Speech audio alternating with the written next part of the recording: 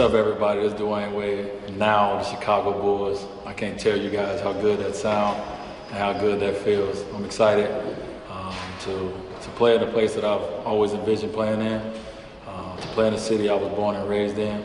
I'm excited to hear you guys' cheers and support behind this organization, this team. I can't wait to what the future holds for us, but I think it's going to be real fun. So everybody get ready for this ride, and let's enjoy it. So thank you guys for the support, and I'll see y'all soon. You know who D-Wade won't see soon? Pat Riley. An email coming from his former employer, but keep that duct tape separation line in good order. Sure, Wade has said he'll always love Riley, but like Jennifer Aniston and Vince Vaughn can attest, any breakup isn't easy. What is easy to know is this: there's always two sides. And by that, I mean the public portrayal and the private reality. Cameras captured the former with the Heat's president's state of the team earlier today. What happened with Dwyane floored me, and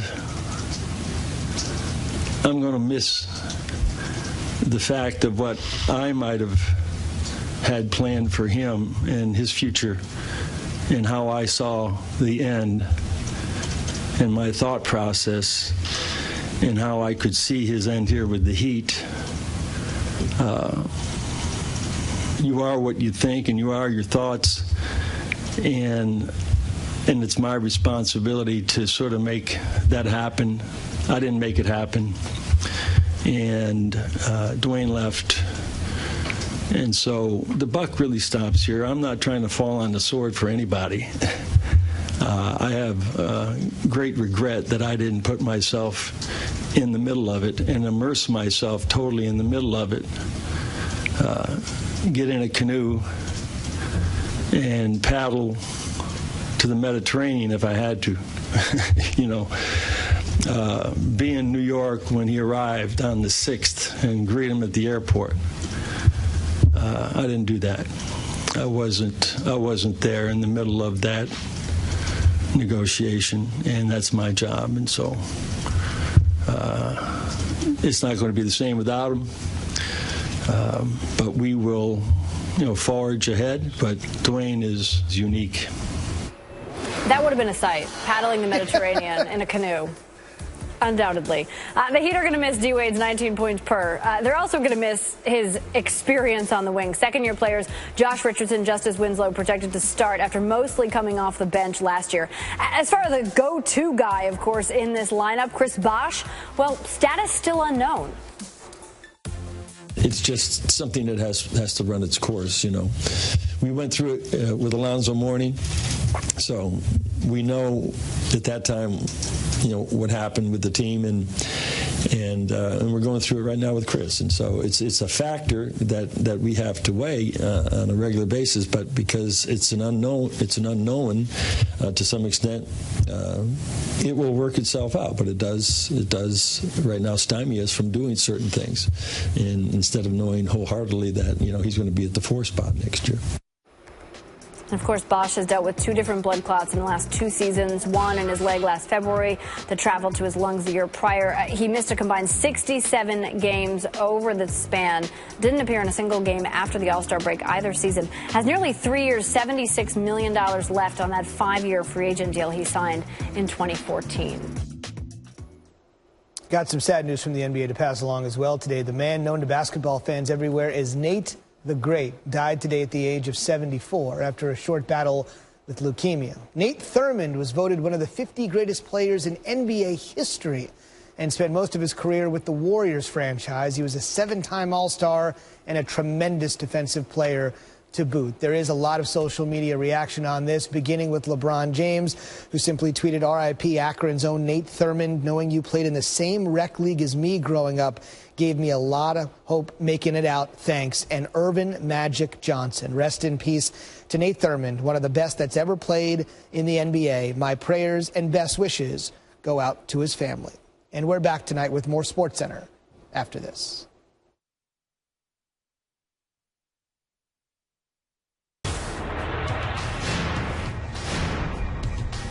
Dwyane Wade is going to be a Chicago Bull. He hadn't seen the type of respect and adoration that he felt like he deserved. He sacrificed money time and time again, assuming they would take care of him later, and each time it appeared to be a battle. And this time was the last straw. 13 years, and I'm still treated this way. It's enough.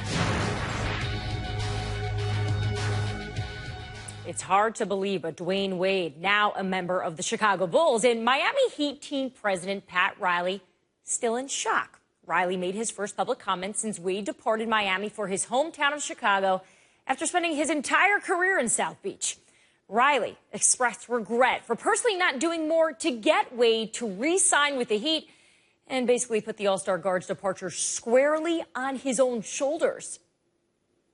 What happened with Dwyane floored me,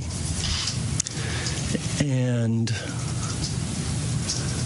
I'm going to miss the fact of what I might have had planned for him and his future and how I saw the end and my thought process and how I could see his end here with the Heat.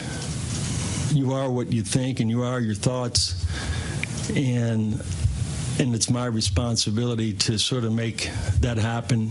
I didn't make it happen, and Dwyane left, and so the buck really stops here. I'm not trying to fall on the sword for anybody. I have great regret that I didn't put myself in the middle of it and immerse myself totally in the middle of it. Get in a canoe and paddle to the Mediterranean if I had to. It's not going to be the same without him, but we will, forge ahead. I've been here when Zoe left, been here when Shaq left, been here when LJ left, Brian Grant, Eddie Jones, but Dwyane is unique. Paddle to the Mediterranean. I've been looking forward to this all day. Joining me now is senior NBA writer and best dressed at the ESPYs, by the way, Ramona Shelburne. Ramona, are you buying what Pat Riley is selling here? Yeah, I think I'm buying it. I think he really feels bad that Dwyane left, because I don't think he thought Dwyane had it in him. I mean, I got to tell you, even looking back on it myself, I didn't think Dwyane had it in him. I mean, he's one of those lifers. I mean, he's a guy he's one of the most popular athletes in South Florida ever. And so I didn't think he had it in him to really go. And, you play that game of bluff, right? And I guess, they stared each other down, and Pat's looking at it going, man, I never thought he would leave. I thought I had a read on this guy. I've known him since he was, a rookie in this league. He thought he knew Dwyane Wade. He thought he would not leave. And hearing him talk and the way that he said that, I liked the part today when I was, hearing his remarks where he said, I'm still writing him a very long email, and I haven't sent it yet because I'm not ready to send it. but he's still writing him that very long email, and it's just amazing to me now looking back on this that Dwyane left, but also that Pat Riley did not get involved.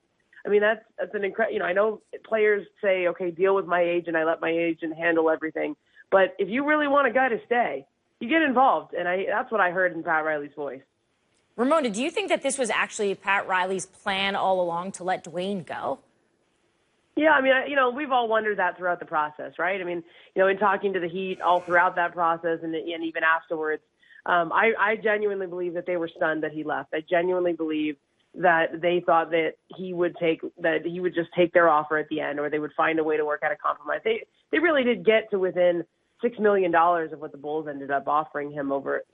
And I think at that point it was too far gone. There had been too many hurt feelings on Dwyane's side. And I think, one thing Pat Riley said was simply, I would have gone to New York to meet him. I would have given him that personal touch. And frankly, in my reporting of this, I think that would have helped. I really do. I think part of the reason why Dwyane always took less and always sacrificed for the Heat is that they made him feel appreciated for that sacrifice. Well, this time they didn't. And I think that's why we ended up where we are. But now that we are where we are, it's a really interesting place for the Heat, because they're kind of in between. Do you go forward without your superstar? You don't really know where Chris Bosh's status is. And this was unplanned. I mean, you plan for 3 and 4 years out, and you have plan A, B, and C. I remember a couple of years ago, when LeBron James left them, and they had alternate plans, but they certainly thought they were keeping LeBron James, and I think they're right back where they were when LeBron James left in terms of having to scramble. But there's just not as many options because Dwyane Wade made his decision to leave them so late in the process. You bring up lack of options, and you also bring up Chris Bosh. Pat Riley actually addressed that today. He said, I know Chris wants to play, and we would be open to that, but this is still fluid. There's not an answer. So, Ramona, I ask you, if Bosh isn't able to play, what are they going to do next? Yeah, this is the real question for the Heat now, because Chris Bosh is owed $26 million. He's owed next season. He's owed $77 million over the next 3 seasons. But you have not been able to count on Chris Bosh, and that is not a knock on him. Obviously, he's a very serious health condition a couple of years ago. And this year it was worrisome enough that they sat him out after the All-Star break, and he didn't play the rest of the year. But the thing that doesn't sit well, and the thing that still needs a lot of further investigation and reporting and discussion, is that there is a report. Michael Wallace from ESPN had a report that when the Heat pitched Kevin Durant, there was a sense that Chris Bosh was going to play. And the idea that Chris Bosh would be part of the Heat's future going forward, but now the fact that Pat Riley was fairly uncommittal about Chris Bosh's future going forward with the Heat doesn't square. And even today he said our plan is we're looking like Chris Bosh is going to play, but it's fluid and we can't commit to anything. That's troublesome, because if he plays one game next season, then it has incredible ramifications for their salary cap situation going forward. And I think what everybody needs to get to is a sense of clarity, because the most important thing in this entire situation is that Chris Bosh and his long-term health is safe. There's a predictability to that, at least a confidence in that, from both Chris Bosh, his doctors, and the Heat's doctors. And everybody's got to be on the same page.